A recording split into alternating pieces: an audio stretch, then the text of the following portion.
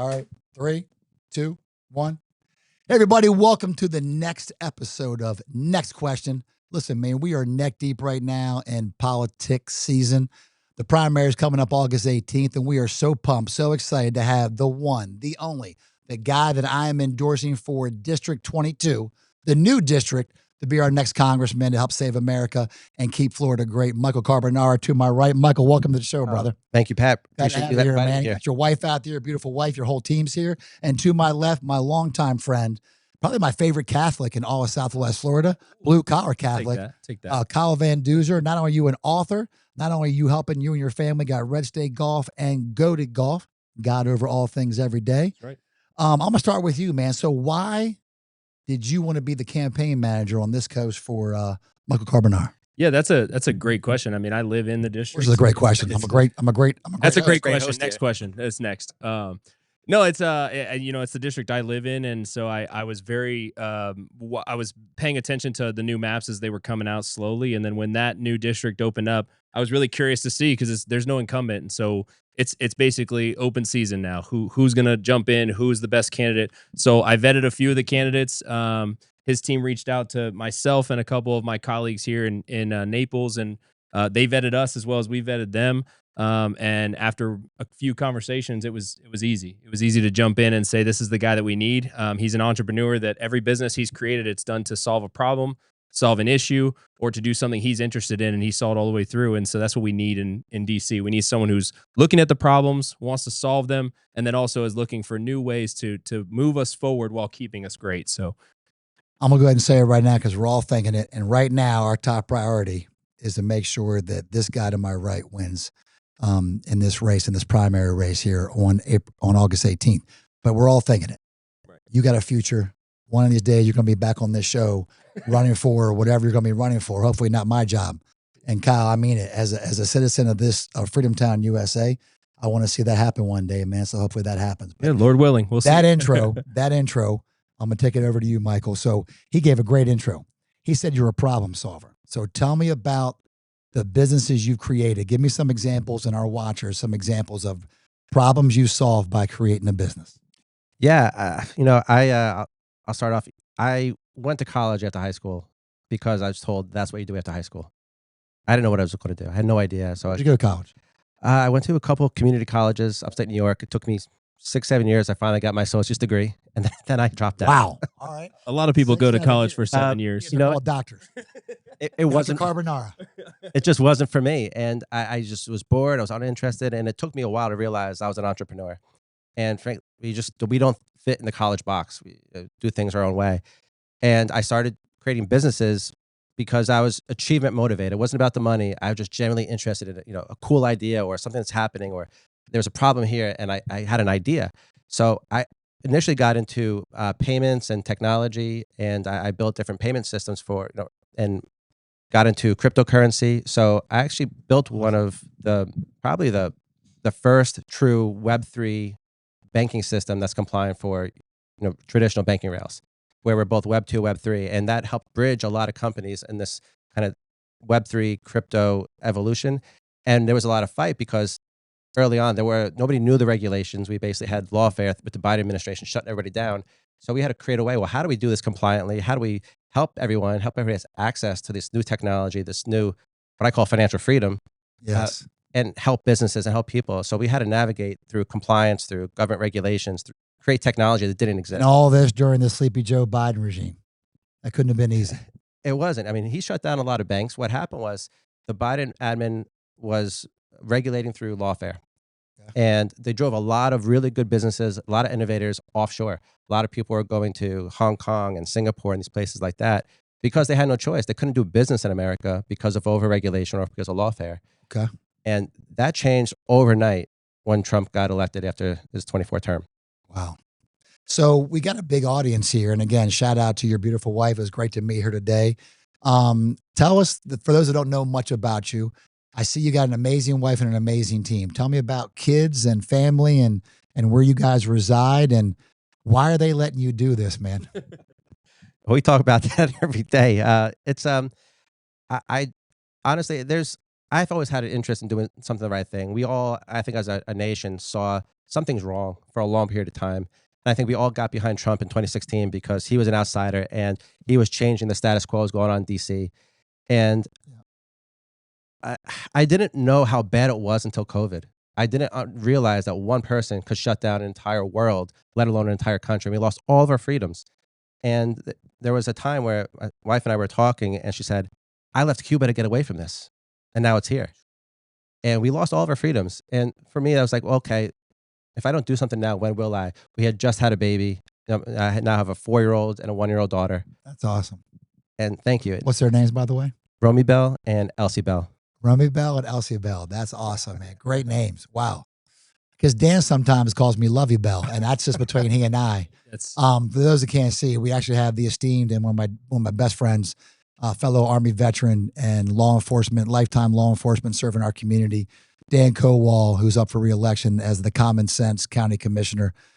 You've met with Dan Kowal, by the way, while I'm talking about him as he's in the audience. Tell me what struck you in meeting with Dan. You met with a lot of local leaders here, because I know once you win, you're going to be entrenched not only in Broward, not only in Hendry, but also in Collier. Tell me some things you learned about Collier County, meeting with guys like Dan Kowal. You met Chris Hall a little while ago. What things stick out to you about Collier County? I think there's a certain amount of pride in Collier County. People love being here. They're proud of their community. They really care. It's such deep rootedness to really protect everything here. They want to see it grow. I mean, faith is huge here. Everybody is really just entrenched in the community, and just everybody is just, they share, they talk to each other. It's very a cohesive community, and everybody wants to help. I think not like that over on the East Coast. It is, but I'd say it's here. It's different. I don't know. It's the community here. It's just very involved in the day to day. It's very cohesive.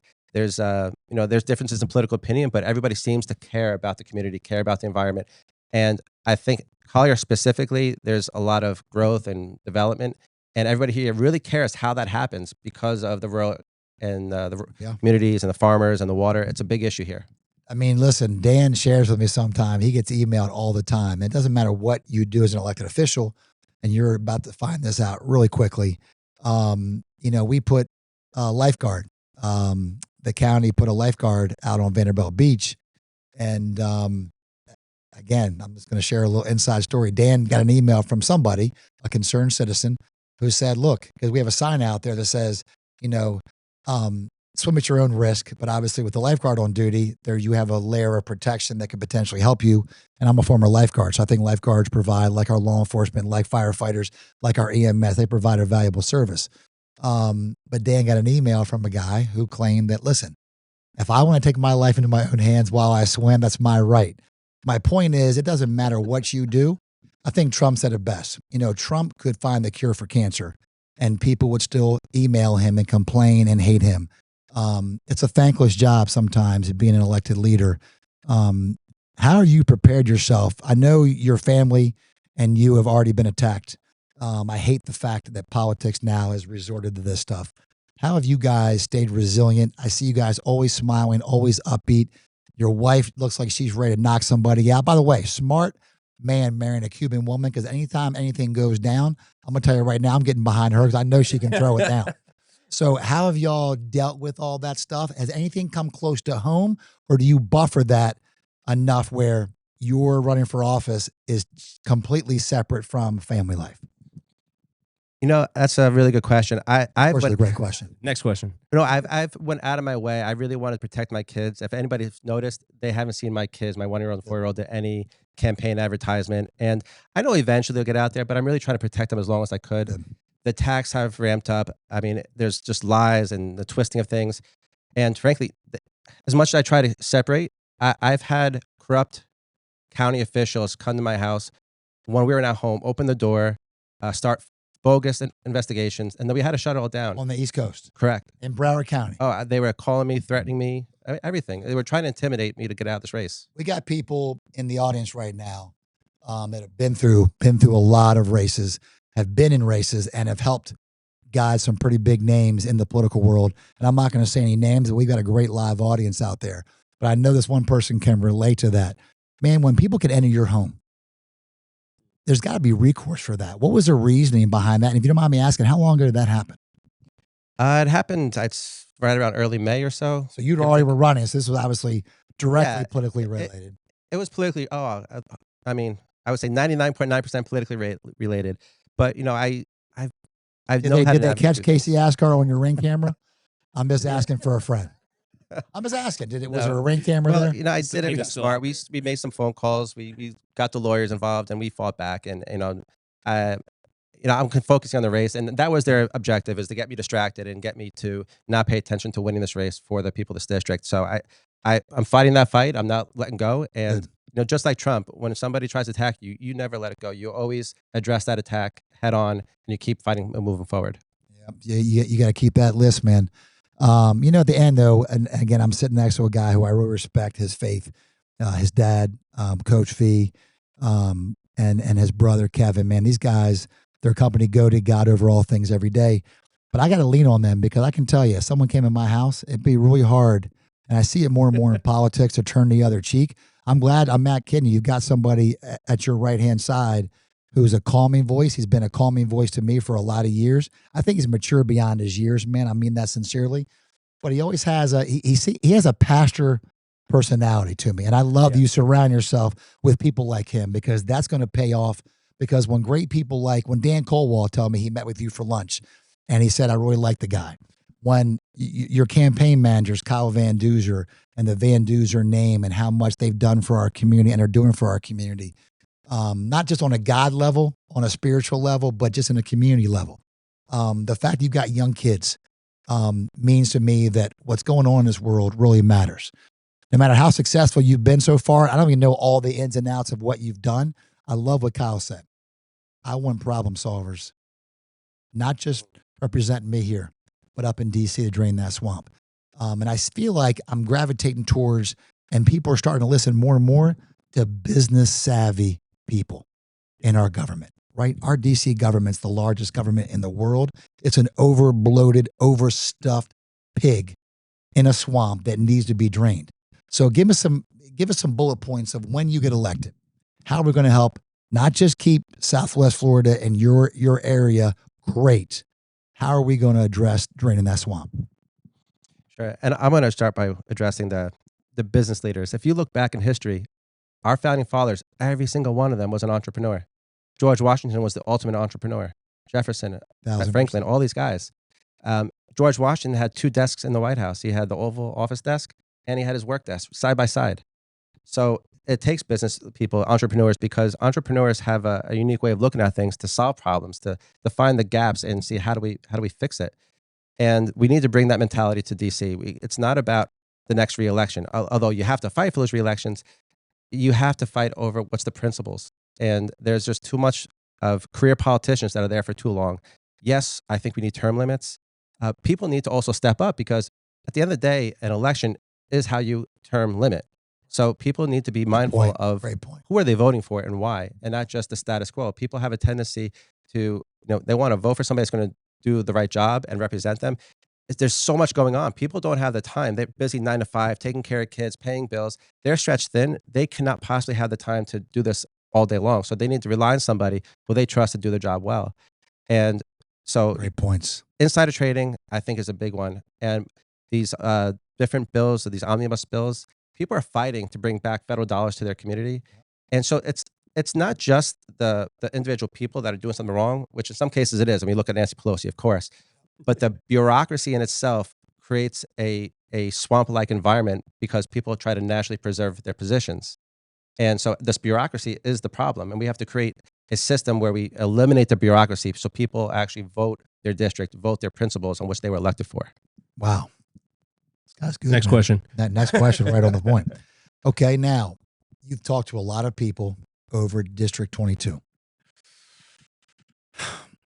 I'm gonna go a little higher level, and we're gonna zoom out of just Collier County.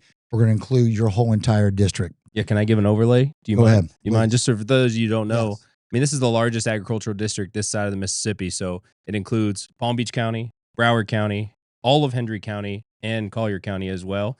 Same You say constituent. agricultural. So like land mass wise. Land So mass yeah, wise, not GDP, just it's farm- the not same just amount of farm. people because that's how districts are drawn out. But land mass wise, it's the largest one this side of the Mississippi. So it covers the most amount of area. It covers 4 counties, but I think it's one of 2 that only cover more than 3 counties Okay. in the United States.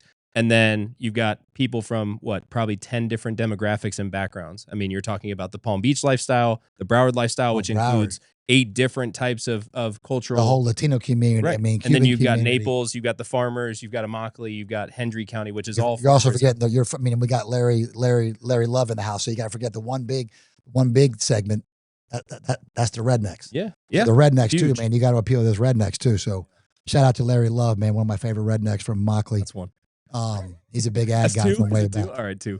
We're 2. Um, That's 3. Dang it, I'm over 3. I love our live audience, man. It gets me fired up. Fun. So tell me how. Thank you, Kyle, for that, because I want our listeners to know that too, because it is a brand new district. Brand so it's new, not yeah. just rolling on the tip of my tongue. It's very unique. Oh. All those counties, man. It's crazy. So how are you appealing to, and have you door knocked in all those counties?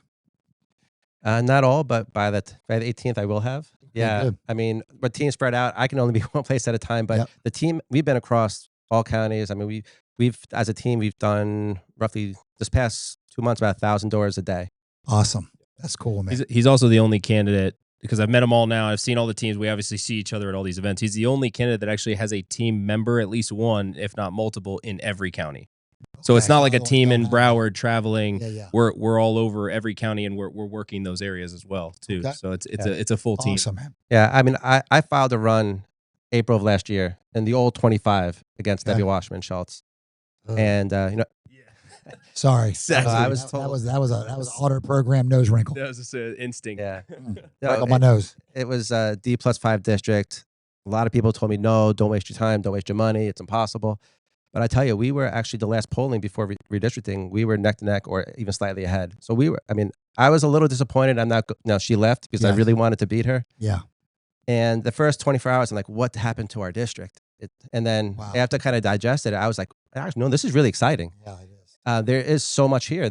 We have the Florida Panthers. We have the Polo in Wellington. We have all the Broward there. We have the Everglades. We have Lake Okeechobee. We have Naples. We have all the beaches on the West Coast. I mean, there's so much in this district that for me, it's exciting. I mean, I'm yeah. really excited for it.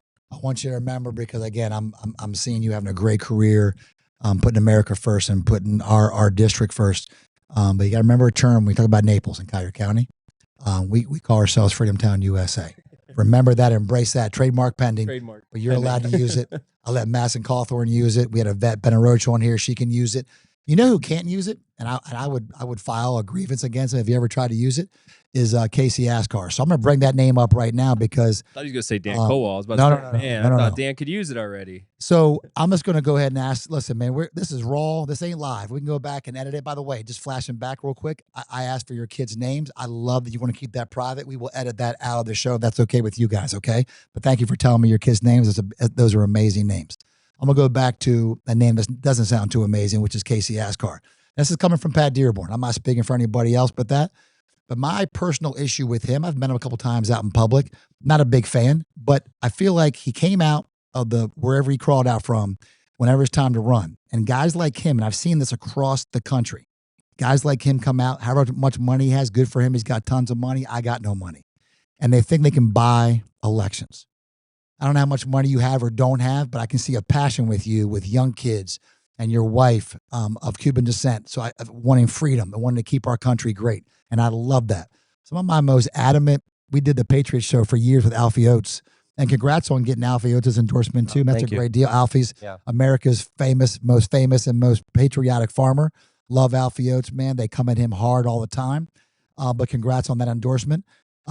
He's endorsed Dan Kowal and myself in the past. And I know Alfie's going to be endorsing Byron Donalds in this general election. Quote me on that. So getting back to the Casey Ascar name I brought up. What did it for me was, and I'm not sure if you heard this story or not, but when Byron Donalds, dear friend of mine for many, many years, love him and Erica and their boys, was running. This was back in 2020. And the day of the election, a text message came across my phone. Hey guys, this is Byron and Erica Donalds. We thank you so much for all the support. We decided to back out of this race, so please don't vote for us. And that text message went out to hundreds of thousands of people. So I spent that entire day on my phone calling, taking calls, social media, letting everybody know that that was obviously false, that was erroneous, it was criminal. It was a criminal act what somebody did to facing somebody's good name. And I never, ever, ever saw it in the papers, but from what I was told, Casey Asgar's people were behind that. Now, that's just me saying that. Anybody's got a problem with that, they can kiss my ass, but I'm just telling you what I heard. When you attack friends of mine and do it like that, just dirty, dirty, dirty politics, I can't help but wonder, have you heard that story before I just told you? I've heard that story quite a bit, actually. Okay. Pretty much everybody I've seen on the West Coast, all over Naples, I've heard that story. That's the first thing they bring up to me. So where is he at right now in your polling? Where are we at right now? Just give me a nuts and bolts. Well, we haven't released our polling publicly. Okay, then don't need to do it now. I could say that we've been leading for quite some time. Okay, good. I saw every event you've attended, straw poll you've won. And I saw in some polling, Brendan Leslie, Florida's Voice, has done some polling. I thought showed you near the top. Shout out to Brendan Leslie and Florida's Voice. But getting back to Casey. So what's going to happen? I'm asking you. I'm Michael Carbonara with an amazing wife, 2 awesome kids. I busted my butt, and I'm leading the polls. Election day comes, primary, August 18th. And a mass text message goes out saying that you and your wife, that on behalf of you and your wife, you're dropping out. My question to you is, if that were to happen, are we prepared for that to happen? And B, any comments about your opponent, Casey Asgar? Okay, that's kind of a loaded question, but I'll do the best I can. Yes, sir, it is. Well, Pat, turn the heat up in here, man. Seriously. Bring the lights. So we're getting you ready for DC, baby. Let's go. That's all right. I'm ready. I've as an entrepreneur, I've built a couple of businesses that I started but haven't launched yet. The team's going to launch it. I spent years traveling all over Europe, Asia, Middle East, South America. I've done things I wasn't supposed to do, things that college dropouts aren't supposed to do. And so I've been winning most of my adult life. I know how to win. And it's about perseverance and grit and driving things and never giving up. And this is no different. I look at it as the same thing. This is not a business endeavor, but you have to have that same mentality. I can tell you when the Governor DeSantis proposed the new maps, we didn't wait for anybody to vote on it. 24 hours later, we were campaigning in Naples, in Collier County. So we adapted, and our team works 24 hours a day. We're going to move very quickly. We're prepared for people to attack us, and we're prepared to make sure we win. Wow. Man, this guy sounds like he's like been in the bushes, man, like deep in the jungle. I'm ready. I'm ready. I love that. You didn't hesitate 1 second. So, in other words, whether it be Casey Asgar or anybody else, any of your opponents try to pull some crazy stuff. Oh, they've been pulling some crazy stuff already. There's been outlandish attacks. There's been twisting of truth and outright lies.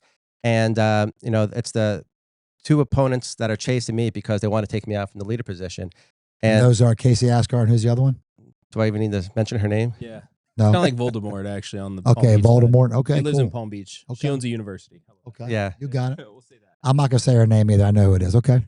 Yeah. How many total are running right now on the ballot, the primary? There's 7 Republicans. Yeah, 7 Republicans. And there's still 3 Democrats on the other side, too. So there's still people you got to watch out for in this general as well. So we got to get people out to vote. I mean, that's our biggest thing. Once we win this primary, and I say that confidently, I think the general is going to be interesting as well, because usually Republicans sit out. But I'm not saying it's going to be us versus somebody that can beat us. It's voting. It's a Republican advantage, but it is about getting out. The big thing is here, the Democrats are going to turn out the vote, and they're going to dump as much money as they can, because it's not about one election. It's about who wins or loses control after the midterms. 1,000%. And if the Republicans lose the midterms, Trump gets impeached the next day. Oh, no. So we need to make sure everybody shows up. We have the numbers. If we show up, we have the numbers.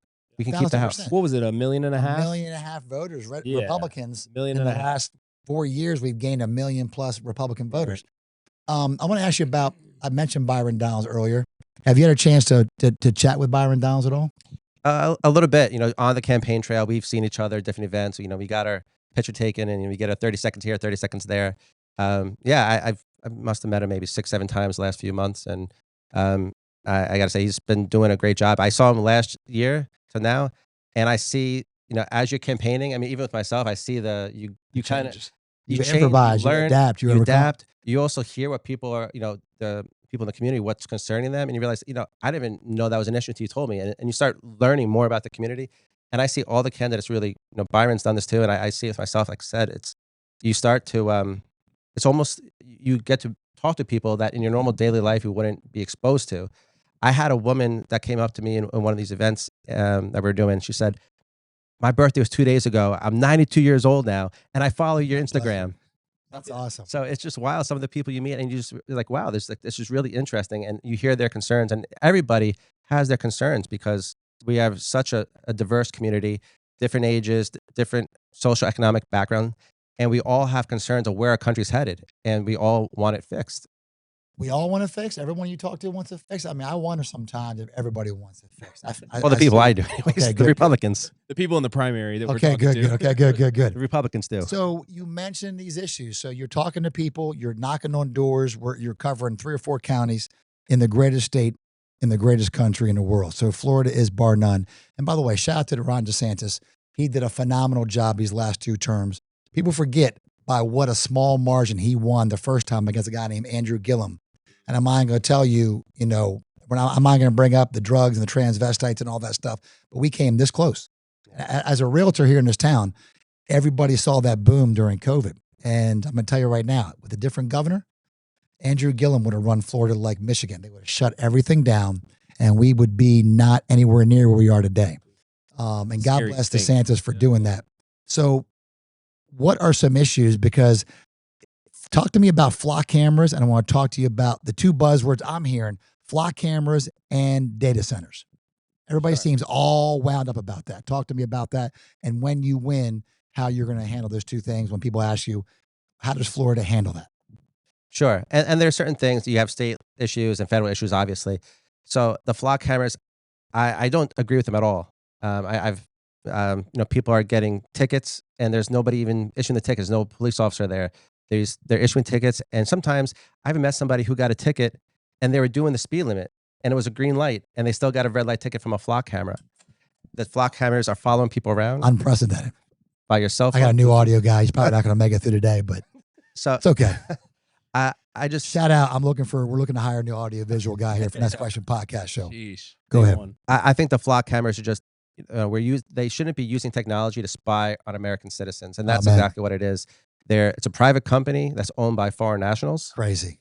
And that data is not protected by the 4th Amendment. That's crazy to me. How did a thing like that even happen? Okay, I'm going to pause.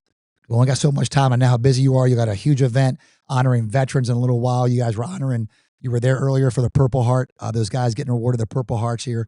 Awards. We have so many Purple Hearts in Cuyahoga County. It's unbelievable. Tell me about data centers, because I'm on the fence.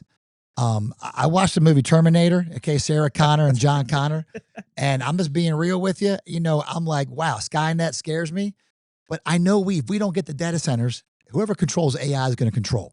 We want to stay on top, and I want us to stay on top.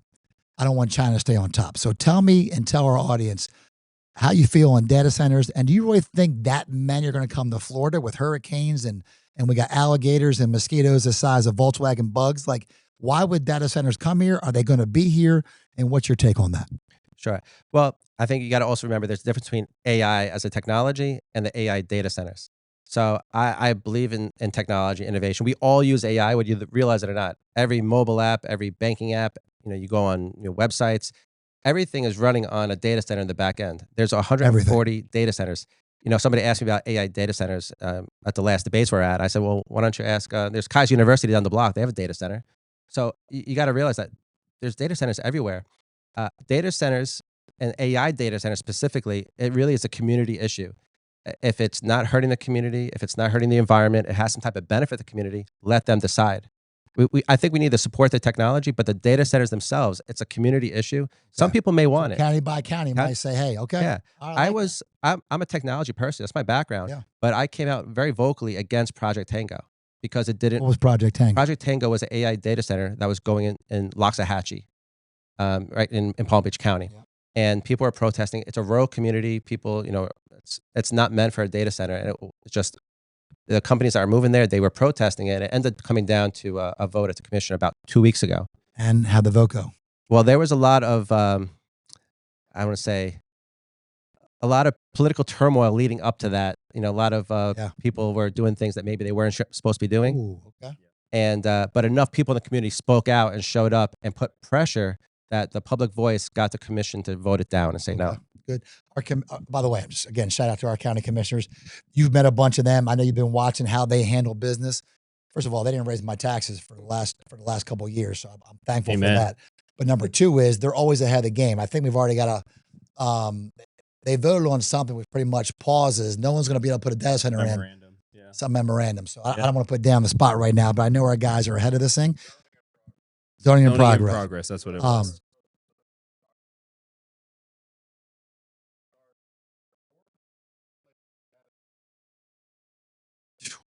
So you got a 40-year-old.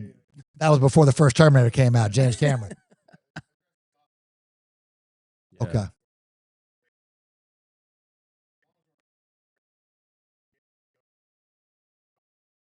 All right. Right. That's why that's my guy. I love common sense people. I don't need all the flash. I don't need all the lip service. Yes or no. That's the guy. Solid as a rock. Dan Kowal, common sense. Everybody vote for him on August 18th, man. And let's keep Collier County great, a.k.a. Freedom Town, USA. So I like what you said about data centers. It's a community by community decision. Let the counties, let the local governments figure that stuff out. And there'll be some counties that want that. There's a financial uptick on some of these things when you get these. So well, I think if you want to put things in perspective, I mean, how many nuclear facilities are there?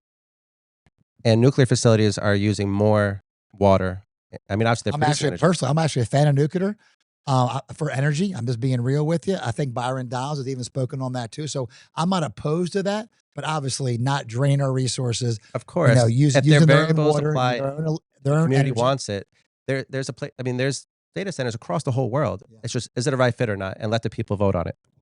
Well, and can I clarify too? I mean, there's a difference between AI data centers and regular data centers too, right? Isn't there? Absolutely. Yeah. I mean, there's almost 10,000 times the wattage that's going to come from an AI data center versus a regular data center. And that there's already 140 data centers in Florida, but they're not AI data centers. Right. And I think the biggest thing with the Luxahatchee thing was the entire community. I don't think there was a single constituent in that community that actually wanted it. The only people who wanted it were the 5 commissioners who were going to gain off of it. And so when you have the entire town telling you no, the commissioners are going to say, oh yeah, well, yeah, we're going to make money off of this or whatever it's going to be, or we're going to get our jobs back or get reelected. Whatever the cause was, you got to listen to the people. You got the entire town telling you no, and you have to, oh, now you're going to put it to a vote. And so, yeah, it's got to be a case by case issue.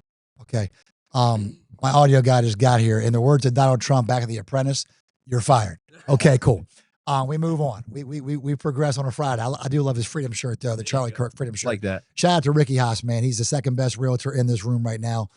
We're glad to have him here. So look, a lot of big talk, a lot of big cowboy hats between Larry Wilcoxon and my buddy Kyle Van Duzer.